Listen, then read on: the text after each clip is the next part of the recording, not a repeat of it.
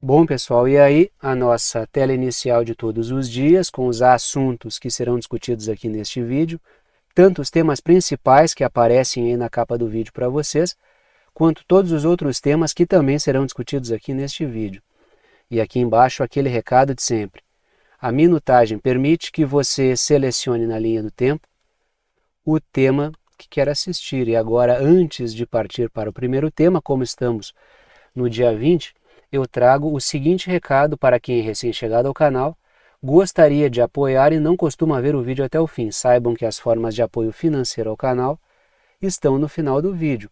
É um trabalho independente e todo o apoio é bem-vindo. Agora sim a gente parte para o que interessa, que é o primeiro assunto do vídeo de hoje, ou melhor, vamos entrar nos assuntos do vídeo de hoje, começando pelo primeiro, até porque não é apenas o primeiro assunto que importa aqui no vídeo de hoje.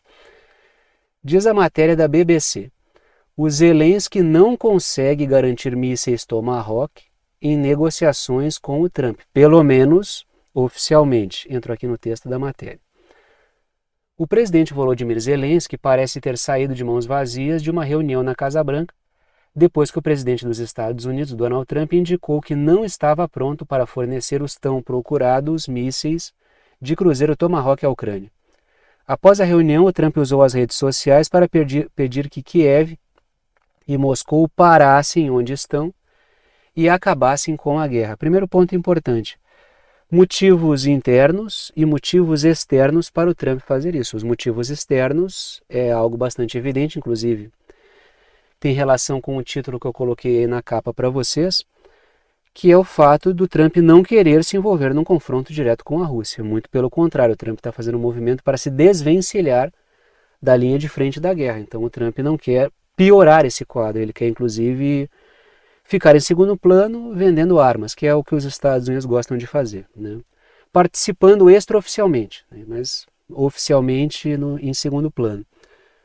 E os motivos internos é o fato de que envolver-se mais com essa guerra é algo extremamente impopular nos Estados Unidos. Justamente por isso o Trump vai no sentido contrário, né? Ele evita todo movimento que pareça vincular mais os Estados Unidos, que pareça colocar mais dinheiro dos Estados Unidos nessa guerra. Não à toa, ele inclusive faz o contrário. Ele ressalta que os Estados Unidos não estão gastando mais dinheiro com essa guerra, estão ganhando dinheiro com essa guerra. Porque um dos principais apelos do Trump no período eleitoral foi qual? Foi o de que o governo Biden gastava com guerras intermináveis, ao invés de colocar o dinheiro dentro dos Estados Unidos para resolver os problemas do povo dos Estados Unidos. E isso ele falava muito por quê? Porque sabia muito bem que o apelo em cima desse tipo de abordagem é enorme. Então ele, como governante, não pode transparecer o mesmo que o Biden fazia. Os Estados Unidos continuam enterrados na guerra, continuam participando dela, inclusive os Estados Unidos continuam na guerra do lado perdedor, muito embora o Trump se coloque como uma figura mediadora.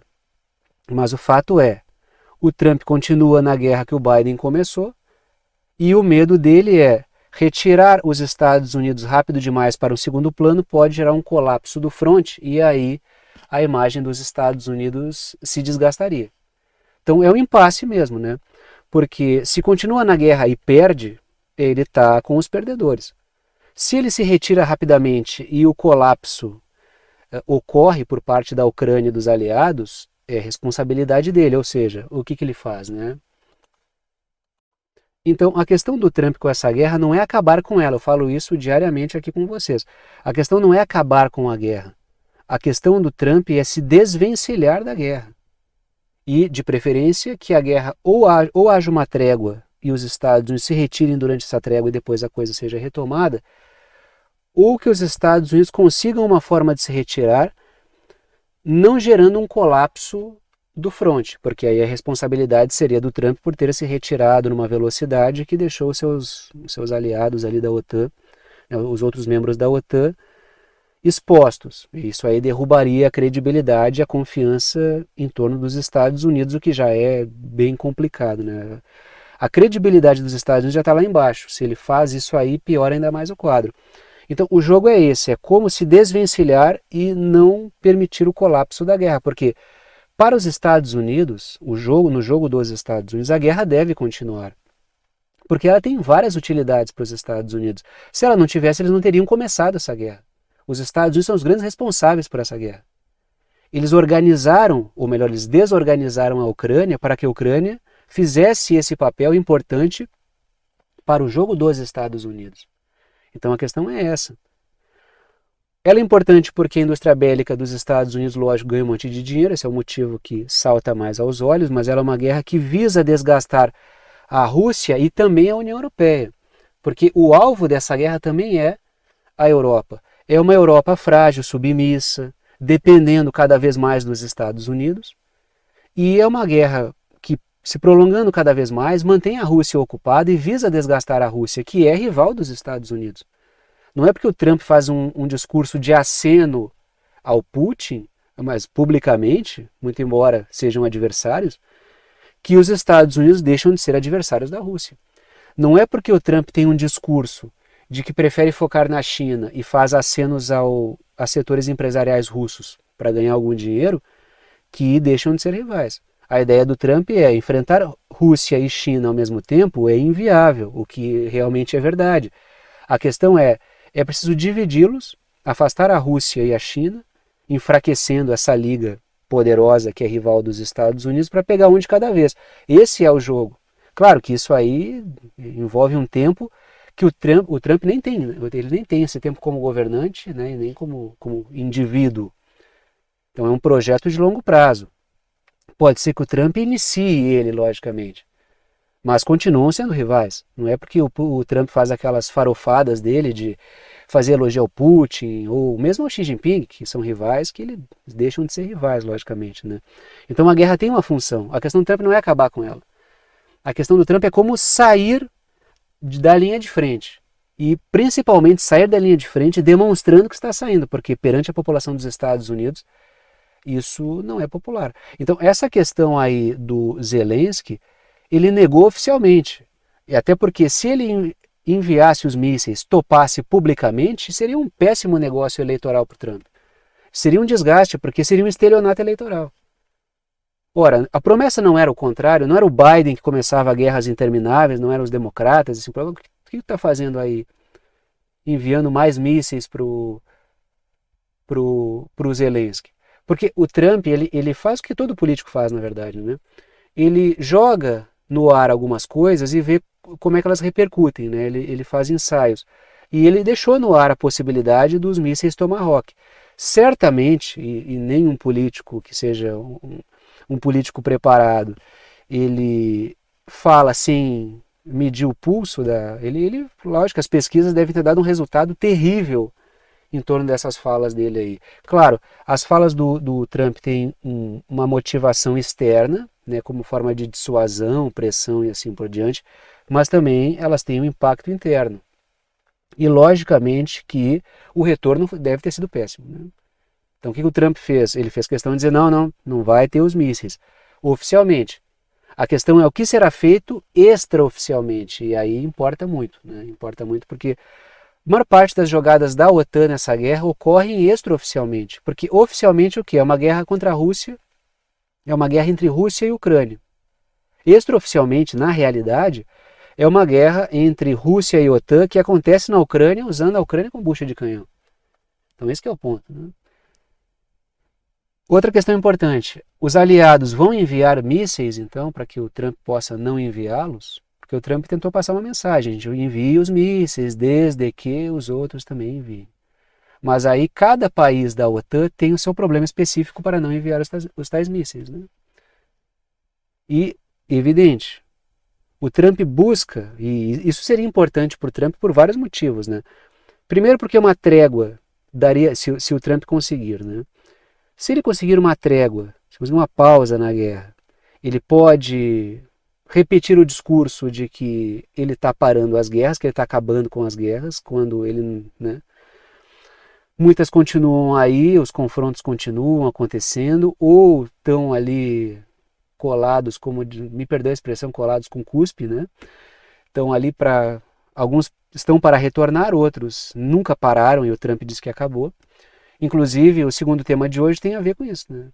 Que Israel continuou atacando durante o acordo de cessar-fogo, e voltou a bombardear, ou seja, isso é um novo constrangimento para o Trump, né? Israel volta a bombardear e, né, acordo com Israel é isso aí mesmo, né? Mas é o segundo tema. Então, se o Trump conseguir uma trégua que seja nessa guerra, ele vai fazer uma grande propaganda em cima disso, com apelo interno, logicamente, né? E isso tecnicamente daria tempo para os Estados Unidos se retirarem, mantendo o fronte minimamente organizado, até porque a Ucrânia poderia se reorganizar e a OTAN também, dependendo do tempo que durasse essa trégua. Então, seria importante para os Estados Unidos, mas aí a Rússia, ela tem que sempre a mesma frase, tem que combinar com os russos, e a Rússia já disse: primeiro a gente negocia, depois a gente para, lógico, porque sabe o que significa uma trégua, né? A trégua para a Rússia é tempo para o outro lado se reorganizar.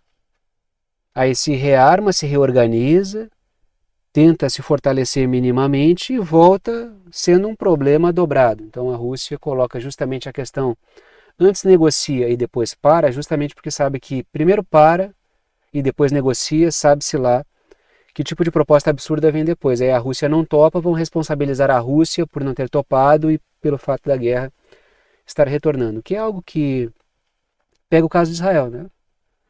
Um acordo estava ali, acusaram o Hamas de fazer sabe-se lá o que, né? Que promover ataques, que mataram soldados, pipipipopopó, e retomaram bombardeios, né? Sempre culpando o outro lado. Mas Israel é depois, agora eu quero falar desse tema aqui.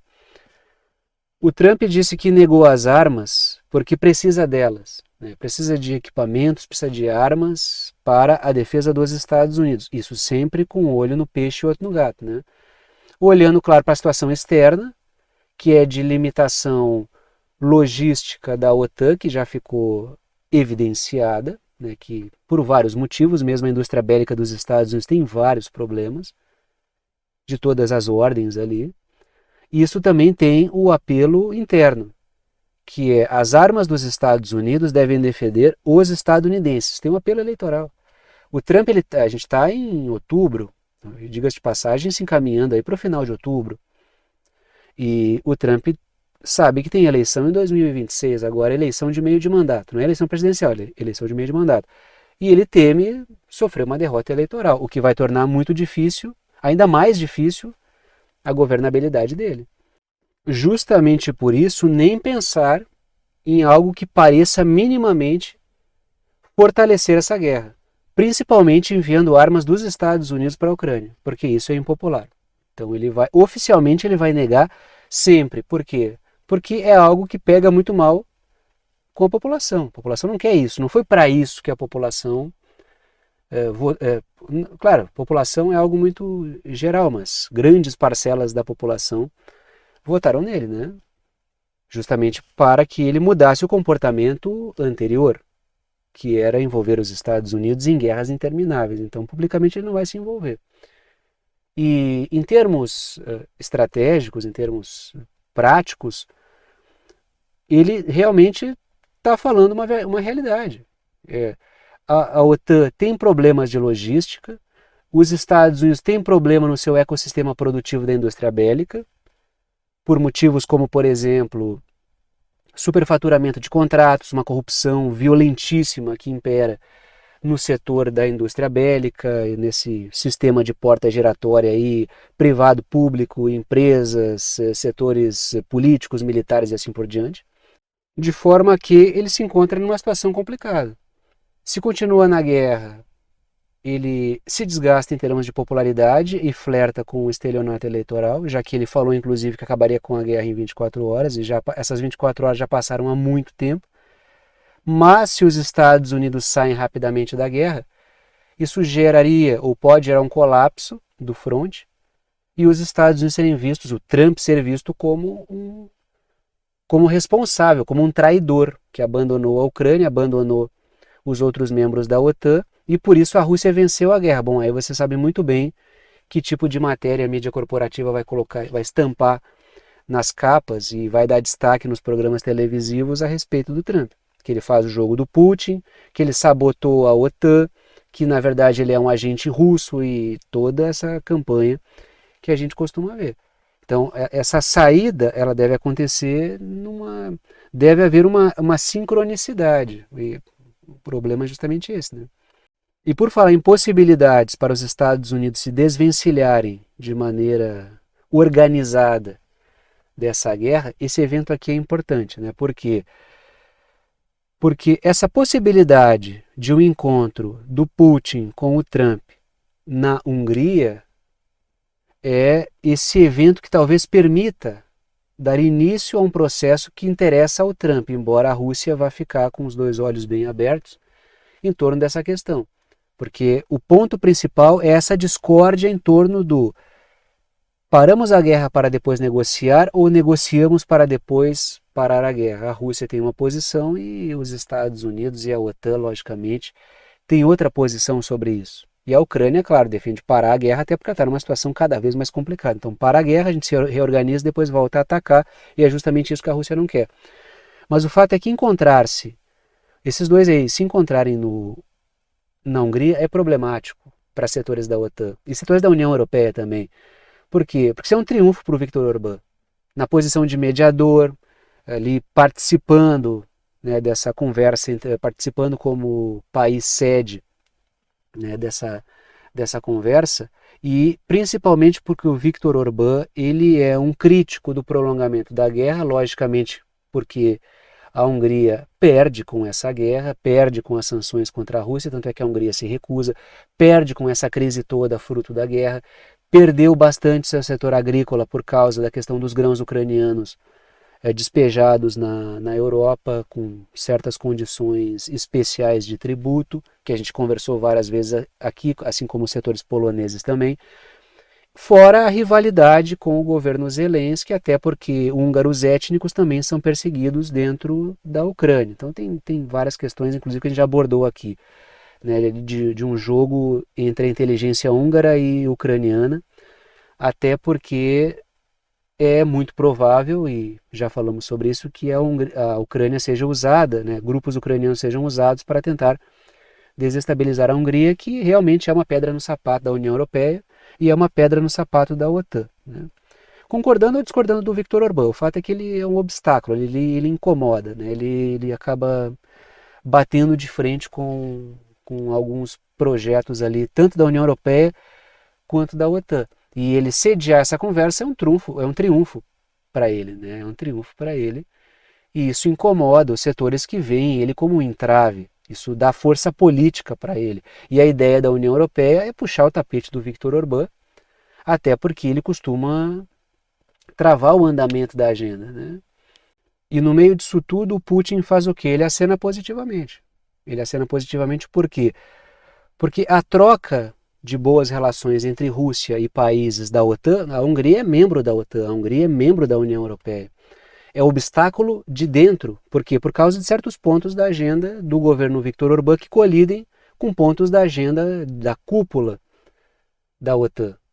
Então, toda vez que ele troca carícias políticas com o Viktor Orbán ou com o Trump, inclusive, ele gera divisão na OTAN, porque tem setores que não querem isso.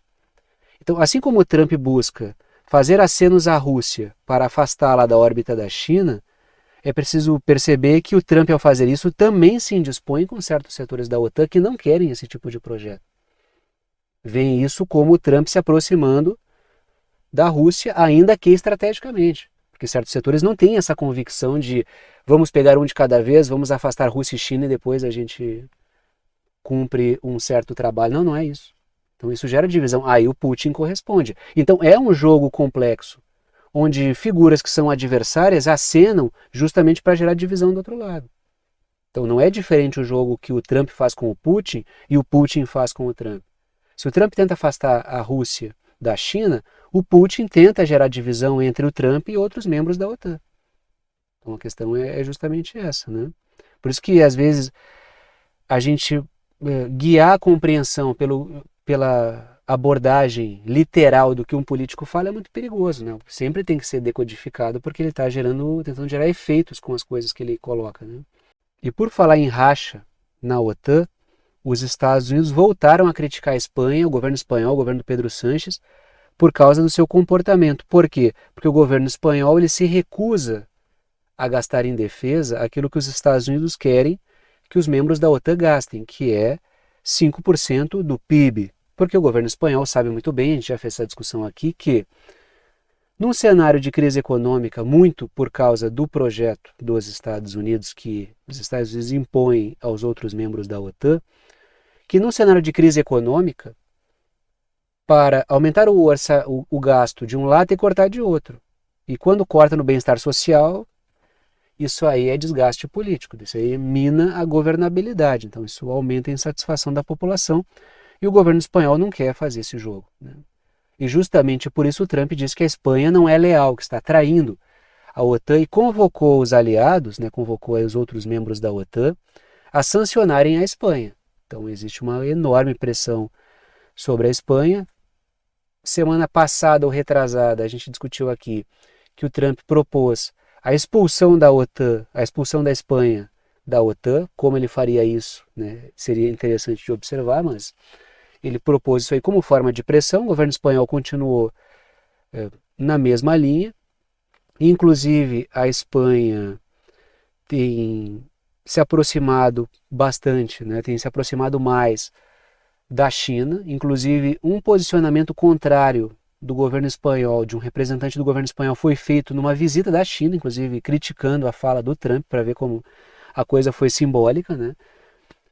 Na casa do principal adversário dos Estados Unidos, o representante espanhol critica os Estados Unidos. Então foi uma mensagem bem... Foi bem didático, né? E lógico, a Espanha tem tido outros problemas também com os Estados Unidos, com o governo Trump, até por causa da posição do governo espanhol em relação ao apoio a Israel, as críticas ao que Israel está fazendo na faixa de Gaza. Então é mais um evento no qual existe um atrito ali entre Espanha e Estados Unidos. Agora vamos falar a respeito disso aqui. Acho que muitos já esperavam que isso fosse acontecer. Até porque quando a gente olhava para as discussões que estavam acontecendo em torno do futuro da faixa de Gaza, que a gente tem discutido bastante aqui no canal, estava tudo muito nebuloso. Tanto do lado daquilo que era proposto para a faixa de Gaza, o que seria feito ali, como o Hamas ficaria nessa história, quem administraria essa situação, tudo estava nebuloso, quanto no que diz respeito a setores políticos e sociais em Israel que não estavam concordando com isso. Então a coisa estava presa ali por alfinetes, né? E aí a situação era frágil. E logicamente, a gente já viu em outros momentos, a gente já observou isso, inclusive sempre citei aqui o caso do Líbano, que Israel se compromete a fazer certas coisas e não cumpre. E claro, estou pegando só um caso de agora, né? Mas a gente pode voltar na história e ver outros casos do mesmo tipo. Então o fato é, isso aqui não é surpresa. Para quem estava olhando atentamente, não há nenhuma surpresa nisso aqui, né? O Trump fez uma grande propaganda que acabou com o que vinha acontecendo na faixa de Gaza, mas a gente sabe muito bem que, como tudo que o Trump diz, ele exagera, ele faz uma grande campanha, boa parte das vezes sem nenhum conteúdo. Trago a seguinte matéria, a matéria da Reuters. Israel ataca a Gaza após a morte de 2 soldados no mais grave teste da trégua até agora. Entra aqui no texto da matéria. E é interessante, eu já vou entrar no texto aqui, no texto da matéria, só para se eu não observar isso aqui eu posso esquecer. E é interessante como a mídia, ela fica martelando nessa história dos supostos 2 soldados que foram mortos, claro que até para jogar a culpa no Hamas, né? Mas, como se Israel não fosse cavar um outro motivo. Israel já vinha cavando vários motivos. Porque não entregaram todos os corpos. Porque agora eu vou interromper aqui 50% da entrada de ajuda humanitária. Então o ponto é esse. Israel estava cavando motivo. A dar destaque a supostos 2 soldados que teriam morrido é jogar fumaça nos olhos das pessoas, né? Agora sim entra no texto da matéria. Israel lançou uma série de ataques em Gaza no domingo e disse que estava suspendendo a ajuda ao enclave em resposta aos ataques contra suas forças que mataram 2 soldados, no teste mais sério até agora do cessar-fogo mediado pelos Estados Unidos neste mês. Moradores de Gaza e autoridades de saúde locais disseram que ataques aéreos israelenses e disparos de tanques no enclave mataram 18 pessoas. Bom, se o Hamas já vinha colocando que a questão do desarmamento era algo complexo, como vinha sendo pressionado, e muito perigoso para o povo palestino, muito perigoso para o Hamas, governo de Gaza que é. Muito perigoso antes o Hamas já vinha resistindo. Agora, isso aí sobe no telhado, né? Mesmo com todos os fiadores. A gente viu ali que o Catar e a Turquia se apresentaram como fiadores de um desarmamento do Hamas. Até porque existem representantes do Hamas tem representantes do Hamas no Catar e tem representantes do Hamas na Turquia. Mas se a desconfiança legítima já era enorme, bom, isso aqui deixa muito claro que não dá para confiar numa vírgula do que Israel diz, né? Tanto é que quando a gente discutiu isso aqui, num dos momentos que a gente falou a respeito desse acordo aqui, a gente até conversou o seguinte, né? Mas os Estados Unidos e Israel se comprometeram ali a fazer... Isso não significa absolutamente nada. O caso do Líbano é um exemplo, né? O Hezbollah fez a sua parte no cessar-fogo e Israel nunca fez a sua parte. Os fiadores foram Estados Unidos e França, que nunca fizeram nada. Israel continuou atacando, bombardeando. As operações no sul do Líbano continuam. Tem projetos para o sul do Líbano de expulsar a população de vários pontos e criar ali uma zona de exploração econômica, inclusive com possibilidade de dinheiro do Golfo. Ou seja, a questão de haver um acordo, de se comprometer, isso aí é... Né? Então assim, o que o Hamas fez? Fez a sua parte, como já fez da outra vez. O Hamas agiu de boa fé. Devolveu os prisioneiros israelenses que estavam na faixa de Gaza. Então, devolveu o pessoal. Isso gerou uma redução da pressão das famílias sobre o Netanyahu, até porque era uma questão que preocupava as famílias dos prisioneiros que estavam na faixa de Gaza. Então, isso gerava uma pressão e protestos contra o Netanyahu. Isso gerou um certo alívio momentâneo, pelo menos nesse ponto, em relação ao Netanyahu. Ou seja, o Hamas fez a sua parte, inclusive entregou pontos importantes para o Netanyahu. Talvez tenha confiado mais no Netanyahu do que deveria, esperando que o outro lado desta vez fosse fazer o que já não fez antes e o que não costuma fazer quando se propõe a seguir acordos, né? O Netanyahu, lógico, ele tem nas guerras, né, nas guerras e nos massacres, né, para a gente colocar de maneira mais completa a coisa, né? Ele trabalha na lógica de manter uma coesão, né, uma unidade em torno da questão da guerra. Tanto é que se a gente volta para o contexto anterior ao 7 de outubro, a gente encontra lá o Netanyahu todo enrolado numa situação com o judiciário e enormes protestos contra o governo dele.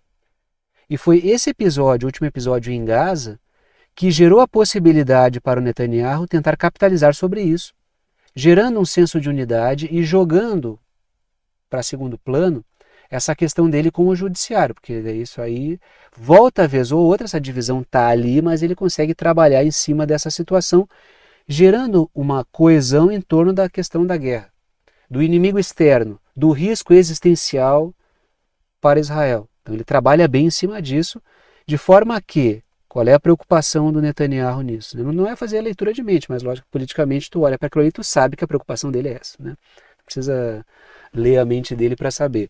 O próprio contexto demonstra. Se não houver algo desse tipo, uma situação, um risco externo para que ele possa capitalizar, uma situação mais perigosa, um confronto aberto, ou, no caso de Gaza, um massacre em pleno andamento, para ele conseguir criar a narrativa de combate ao Hamas, eu vou até o final, vou desarmar completamente o Hamas. O temor é que volte à mesma condição anterior ao 7 de outubro, né? E aquela questão da divisão ela ganhe o primeiro plano novamente. Então esse que é o ponto.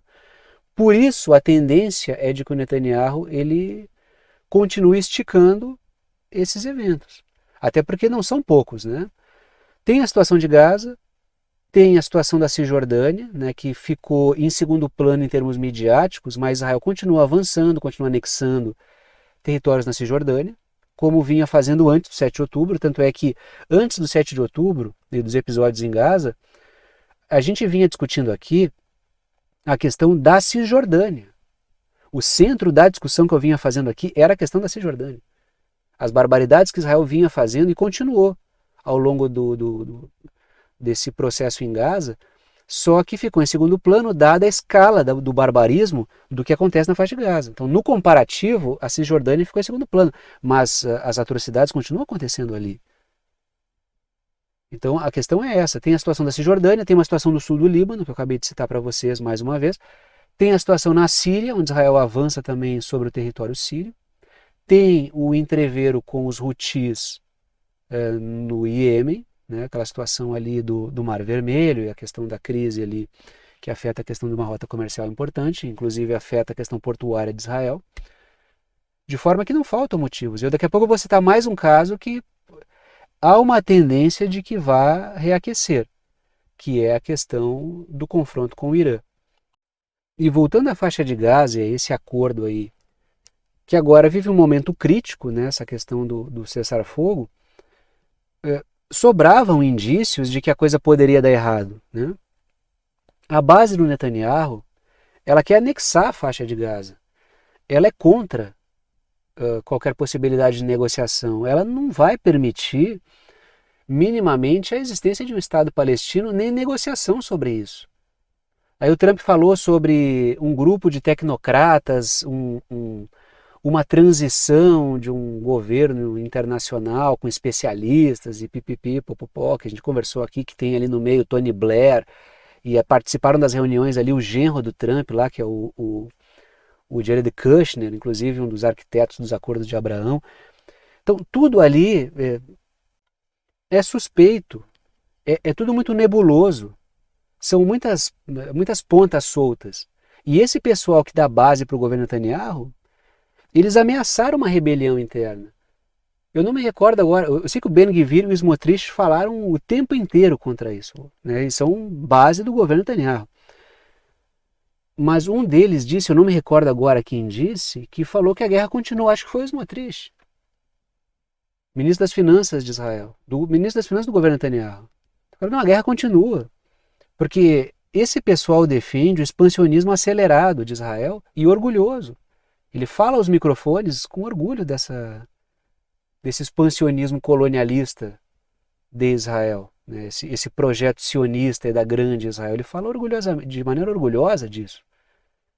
Outros setores em Israel também defendem esse expansionismo, mas de maneira gradual, né? De forma a não, né? Como diz o pessoal, né? Expressão antiga, para não alertar os gansos, né? Então preferem fazer a coisa de maneira gradual, não se orgulhar disso no microfone, fazer de maneira hipócrita, mas o pessoal deixa muito claro qual é o projeto. E eles são base do governo Netanyahu. Então a questão é essa, né? É que tudo ali indicava que poderia acontecer. Muitos setores militares que defendem esse mesmo tipo de posição mantiveram o barbarismo o tempo inteiro, mesmo durante o cessar-fogo. Falei aqui sobre incendiar infraestruturas importantes, né? Atacar a questão do saneamento aqui, até a estação de tratamento de esgoto, como a gente comentou aqui recentemente, incendiando casas e fazendo gravações para botar na rede social. Mas no meio disso tudo é mais um constrangimento para o Trump, né? Que falou de paz, que se acertou com Israel e não sei o que, Israel foi lá e... Mas aí é que está, né, o ponto, né? A questão do Trump com Israel, não se coloca o Trump acima de Israel. Eu sempre cito aqui, quando o Netanyahu vai aos Estados Unidos, a gente vê ali a relação de força que existe entre eles, né? O Trump, ele mingua diante do Netanyahu, a gente vê quem é que está por cima de quem ali, né? Então, o ponto é esse. Como Israel controla o Trump desse jeito, a ponto dele parecer uma figura bem menos cheia de vigor diante do Netanyahu, e aí é algo a se discutir, que tipo de estratagema, o que eles sabem ali. Agora, está muito claro, né? O Trump é um office boy do sionismo, ele se comporta desse modo, né? O Biden também, mas né, o presidente do momento é o Trump, né? Então vamos falar do Trump. Quando era o Biden, eu falava do Biden. Então o ponto é esse, né? E aí é mais um constrangimento para o Trump. O que isso revela? Qual é o nível de controle que os Estados Unidos têm sobre Israel? Trump passa uma imagem de força, o Netanyahu vai lá e dá um tapa na cara dele em público, né? Aí os setores que defendem os acordos de Abraão, que já estavam se movimentando para explorar, esse suposto distensionamento. Como é que fica esse pessoal? Vai em cima do Trump, né? Tanto é que o genro do Trump, que é o Jared Kushner, que participou da arquitetura dos Acordos de Abraão, que é essa questão da normalização das relações dos países da região com Israel, abrindo possibilidade para variados negócios ali, que envolve interesse geopolítico, de poder sim, mas envolve também, como sempre, junto com isso, grandes projetos econômicos, né?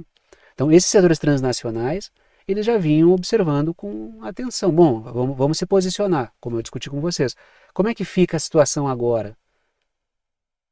Então, essa questão da base do Netanyahu, ela colide com o projeto dos Acordos de Abraão. E desde que o Netanyahu formou essa coalizão, eu falo aqui, a gente volta para o contexto eleitoral, eu já vinha colocando isso. O Netanyahu vai ter problemas para conciliar os Acordos de Abraão com essa cachorrada louca que ele tem aí que é a base do governo dele. São projetos que não vão necessariamente na mesma linha, entendeu? E lógico, o Hamas, ele percebeu o risco. Então, do outro lado, o Hamas olha assim, bom, se o desarmamento para nós já era algo impensável, dadas as condições, agora pior, né? E agora a gente fala a respeito de um outro confronto, que é o que eu comentei com vocês logo no início desse tema aqui, que é a possibilidade do retorno do confronto entre Irã e Israel. Aí um confronto bem maior, muitos países de olho nessa situação. Tanto é que quando aconteceu o confronto anteriormente, houve pressão de um lado dos Estados Unidos sobre Israel e do outro lado houve pressão da China sobre o Irã, porque esse confronto não interessava nem a Estados Unidos e nem a China. Tanto que o Trump fez vários acenos à China, solicitando que a China se movimentasse do outro lado para tentar mudar o quadro. E o Trump naquele momento, o governo Trump naquele momento, promoveu ali uma intervenção, junto com a China, garantindo que a coisa fosse empurrada para depois, porque logicamente a situação não seria duradoura. Tanto é que discutimos aqui que o programa nuclear iraniano ele havia sido atrasado. Inclusive a gente discutiu matérias da mídia dos Estados Unidos, né? O programa havia sido atrasado, mas não destruído, como os Estados Unidos disseram que fariam, né? Se não negociarem com a gente um acordo nuclear, a gente vai destruir o programa. Não aconteceu isso. O que aconteceu foi um atraso, mas os Estados Unidos sabiam que, principalmente por causa dos ataques que aconteceram, que a situação retornaria. Porque, lógico que se antes do ataque o Irã vinha apostando em acelerar cada vez mais o seu programa nuclear, embora mantivesse canais de comunicação e não tivesse avançado mais na questão dos armamentos nucleares, depois dos ataques ficaria muito mais difícil negociar com o Irã, porque a desconfiança tomou conta do governo iraniano. De forma que tem prazo de validade essa situação aí. Os Estados Unidos sabem disso, a China sabe disso. Tanto que nos últimos tempos a gente vê o que? A China ajudando o Irã a se rearmar. E eu falei várias vezes sobre isso aqui, se rearmar por causa dos danos que sofreu no último confronto com Israel, danos que Israel também sofreu. Mas é uma situação que pode retornar. E a gente sabe que o Netanyahu precisa desse risco existencial, né? Desse discurso do risco existencial, do adversário externo, para tentar manter uma unidade em torno do governo dele, porque se ele volta para a situação anterior, ele volta para aquela situação de divisão. E o Netanyahu já disse recentemente que quer governar de novo, ele quer continuar no poder, e ele falou isso por causa das próximas eleições. Então ele precisa ter algo que gere um senso de unidade. Se não tiver nenhum confronto, nenhum massacre, nada, ele vai ter uma certa dificuldade, porque a base dele gerou um grande desgaste político para ele, embora seja o pessoal que dê maioria, garanta maioria para ele no parlamento. E claro, se esse confronto retorna, é um grande desgaste para os Estados Unidos, porque, bom, aí ter de segurar a situação de Israel contra o Irã é muito mais complexo, é bem mais complexo. Aí envolve um esforço muito maior, num confronto bem maior, sendo que o Trump já quer se desvencilhar da guerra da Ucrânia, ele vai cair num buraco contra o Irã, e aí a coisa vai ficando cada vez mais complicada, até porque o Irã tem um grande poder de fogo capacidade de mísseis e drones, e principalmente os ataques conjuntos envolvendo drones e mísseis que enlouquecem ali os sistemas de defesa de Israel, isso é um envolvimento bem maior, daí é um desgaste maior dos Estados Unidos, envolvimento em guerras intermináveis, como o Trump falava antes, que os democratas não conseguiam retirar os Estados Unidos das guerras intermináveis, e aí ele não sai da Ucrânia, se envolve com o Irã, e aí ele não consegue sequer focar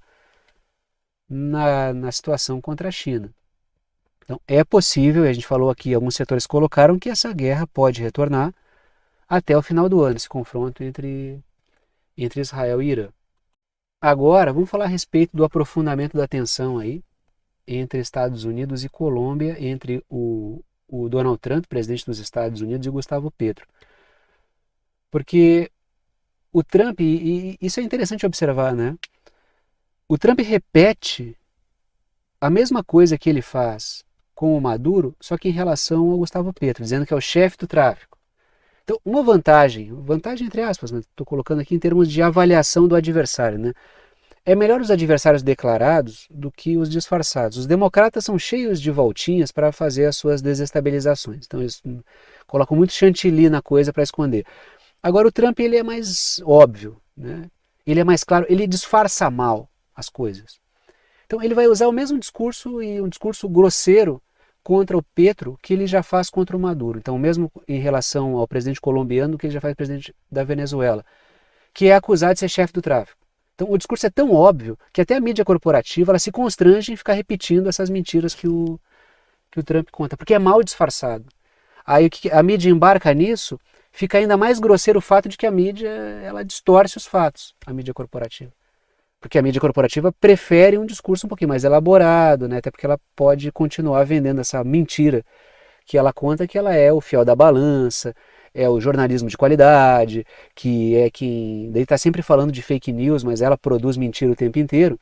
Daí ela pega umas fake news bem toscas para contrastar com as mentiras que ela conta, que são mentiras bem elaboradas. Então podem perceber, a mídia tem vários programas de televisão que tem um quadro voltado a desmontar fake news. Só que a gente olha o resto do programa, todo ele é mentira, é notícia falsa. Só que bem elaborada, bem construída. Então quando o Trump ele usa essas narrativas que ele usa, que são coisas completamente absurdas, expõe muito a mídia, né? Porque se ela tiver que embarcar naquilo ali, comprar pelo valor de face, é difícil, né? Traga a seguinte matéria. O Gustavo Petro disse o seguinte: o Trump está iludido, eu sou o principal inimigo do narcotráfico. Realmente, o Petro tem tido um bom desempenho no combate ao narcotráfico. Tanto é que um camarada comentou na semana passada, né? Que esse pode ser um dos motivos para estarem atacando o Petro, inclusive. Comentou aqui no vídeo, né? Fez um comentário num dos vídeos aqui. E é uma observação correta, né? Pedro está conseguindo um bom desempenho. Bom, e atingir o narcotráfico na Colômbia incomoda os Estados Unidos, né? Que a gente sabe muito bem que tem uma relação com o narcotráfico na Colômbia. Entro aqui no texto da matéria. O presidente Gustavo Petro, presidente da Colômbia, respondeu às acusações infundadas feitas contra ele por Donald Trump na manhã de domingo, e o Trump fez essas acusações na Truth Social, que é a mídia do Trump, né, a plataforma do Trump. Abre aspas, o Trump está sendo enganado por seus assessores. O principal inimigo que o narcotráfico teve na Colômbia no século XXI foi aquele que descobriu seus laços com o establishment político do país. Então, o ponto é esse, o Petro, assim como o Maduro também, eles têm denunciado o envolvimento de setores dos Estados Unidos ou pró-Estados Unidos com o narcotráfico. Tanto é que a gente já discutiu aqui várias e várias vezes a respeito de falas do governo da Venezuela, o próprio Nicolás Maduro já disse, que é interessante, e aí ele está falando do Plano Colômbia, né? Que é um investimento bilionário e a atuação de agentes dos Estados Unidos para combater o narcotráfico na Colômbia, que depois do Plano Colômbia, a produção de drogas tem aumentado na Colômbia. Então, o que o Maduro colocou é interessante, que as intervenções dos Estados Unidos não reduzem o narcotráfico, aumentam. Então, há uma denúncia aí do que os Estados Unidos costumam fazer historicamente, né? Então, quando o Trump diz que o Petro ele é chefe do tráfico, ele faz a mesma acusação que ele faz ao Maduro. Porque tem isso, né, na questão da Venezuela.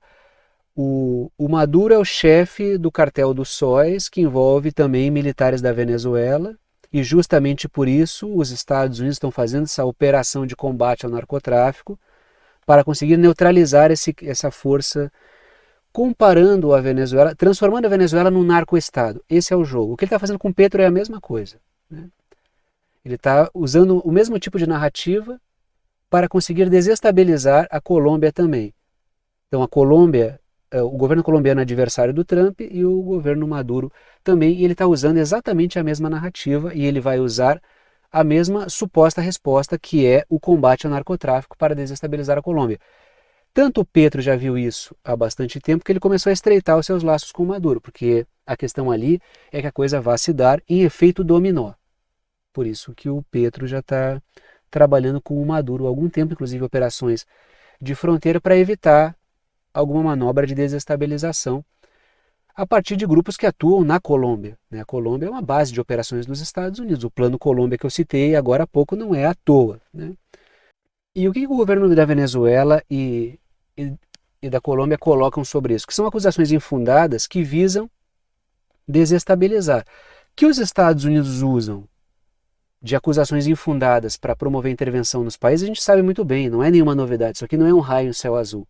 Esse é o modus operandi dos Estados Unidos. Eles usam esse tipo de prática, que é acusar de envolvimento com o crime organizado, com o narcotráfico, com o terrorismo, e eles usam esse tipo de estratagema para intervir nos países. No caso aqui da América Latina, a gente vê que como a coisa ela é muito mal escondida, o discurso é feito ali, é uma coisa feita a facão para...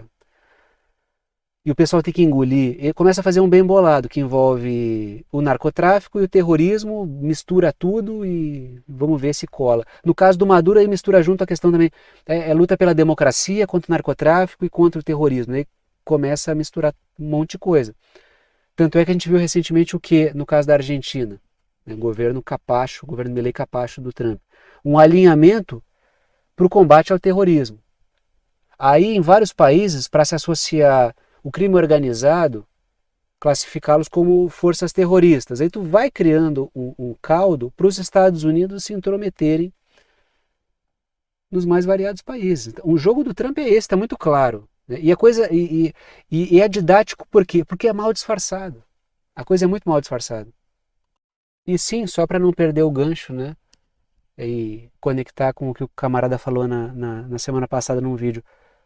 Pode ser um movimento dos Estados Unidos, sim, porque o Petro está incomodando a questão do narcotráfico, que interessa a setores dentro dos Estados Unidos. Tanto que o Petro tem repetido. Se os Estados Unidos querem combater o narcotráfico, tem que começar pelos chefes que moram dentro dos Estados Unidos, que moram na Europa, que moram nos países do Golfo. Agora vamos falar dessa questão aqui. Agora deixamos Colômbia e Venezuela para trás. E vamos falar a respeito dessa parceria entre Turquia e Bangladesh. Diz a matéria, cúpula de aço.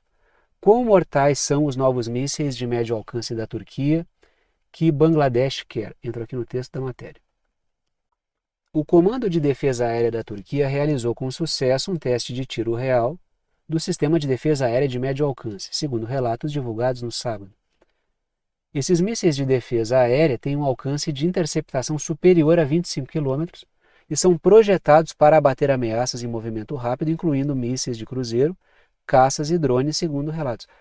Então, assim, percebam que a Turquia tem obtido sucesso para fechar parcerias nos mais variados pontos do mundo. Já citei vários casos aqui da Turquia abrindo espaço na Europa, no continente africano, inclusive aqui na América Latina também já citei casos para vocês.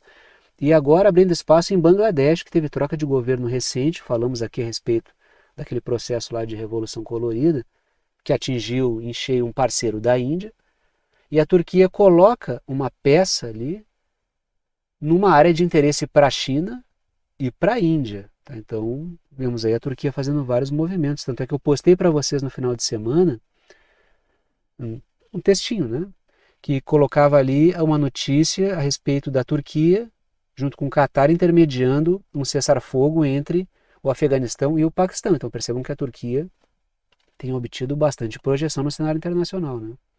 e Bangladesh justifica o interesse nessa parceria, dentre outros motivos, claro. Um deles seria estar blindado ali, né, ter uma blindagem em relação ao caos que acontece em Mianmar. Tá todo mundo no mapa aí, né? Bangladesh pintado de laranja, Mianmar pintado de verde. Porque Mianmar ocorre ali um confronto entre o governo militar de Mianmar, aliado à China, e forças rebeldes que tentam derrubar esse governo, que são apoiados por forças internacionais. E Bangladesh quer evitar que essa situação de Mianmar acabe interferindo no país. Então seria um dos motivos, lembrando que o atual governo de Mianmar derrubou um governo civil anterior, que era fantoche dos Estados Unidos. E a partir daí um movimento internacional tem apoiado essas forças rebeldes aí que lutam contra o atual governo militar de Mianmar. Mas esse seria um dos motivos, evitar que o caos de Mianmar acabe extravasando ali para Bangladesh. Um outro motivo é estar menos vulnerável em relação à Índia, o que já coloca, ou melhor, já faz com que a gente lembre do próprio processo de troca de poder a partir de uma revolução colorida em Bangladesh, que derrubou o governo da Sheikh Hasina, que era um governo aliado da Índia, e levou ao poder um governante que tem boas relações com os Estados Unidos. E isso gerou ali uma mudança no equilíbrio, até porque a Índia agora olha com uma especial atenção, preocupação para Bangladesh, porque agora é uma força rival. Aí Bangladesh trabalha no sentido de se fortalecer em relação à Índia, porque mudou de um governo aliado da Índia para um governo que é rival, inclusive estabelece relações com o Paquistão, que é rival da Índia. A Índia está bem preocupada com muita coisa que está acontecendo no seu entorno. E a questão fundamental para a Índia é qual? Até que ponto Bangladesh pode ser um ponto exportador de problemas para certas áreas da Índia? Porque observem ali, né? Bangladesh pintado de laranja, Mianmar pintado de verde. Entre esses dois países tem uma área ali que é Índia. E tem muito movimento separatista ali. Daí a preocupação da Índia com tudo que aconteceu em Bangladesh.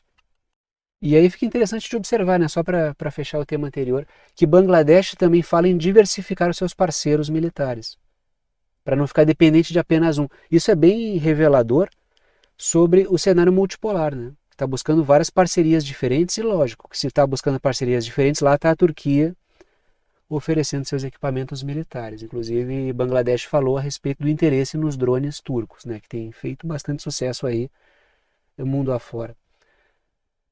Agora eu trago o último tema. Vamos falar a respeito da República Democrática do Congo, porque temos mais desenvolvimentos ali. Diz a seguinte matéria da mídia francesa. República Democrática do Congo. O relatório tenta avaliar possíveis caminhos para a paz, mas é uma situação também muito nebulosa na República Democrática do Congo. Entro aqui no texto da matéria. Em Doha, as negociações entre o governo congolês e o AFCM-23, que são forças rebeldes, prosseguem após a adoção de um mecanismo de verificação de cessar-fogo na terça-feira, 14 de outubro de 2025. As discussões sobre as modalidades da operação de troca de prisioneiros, o pré-requisito final antes de abordar a essência da questão, ou seja, as causas profundas do conflito, prosseguem. Então, como eu tenho dito aqui, os lados estão esperando que o outro faça algo e o outro lado não faz. Então existe um ponto que está colocado, que envolve a República Democrática do Congo, envolve as forças rebeldes do M23, e envolve também Ruanda. Aí quando chega na parte de Ruanda, embora aqui estejamos falando sobre esses diálogos no Catar entre a República Democrática do Congo, o governo da República Democrática do Congo e o M23, também tem discussões acontecendo, outras conversações acontecendo, que envolvem Ruanda e a República Democrática do Congo. Aí um lado só cede se o outro ceder antes. Ou seja, a República Democrática do Congo deve parar de apoiar forças rebeldes rivais do governo de Ruanda e vice-versa. Aí um fica esperando o outro fazer e a coisa vai se prolongando. Sobre o M23, eu tenho perguntado aqui sempre, o que fazer com o M23, que é um grupo, uma força muito bem armada, claro, tem parceria com o Ruanda, até porque ambos ganham dinheiro com o roubo dos minerais da República Democrática do Congo e a sua venda para empresas transnacionais riquíssimas, né, como já discutimos aqui anteriormente. De forma que a pergunta que aparece é viável desarmar o M23?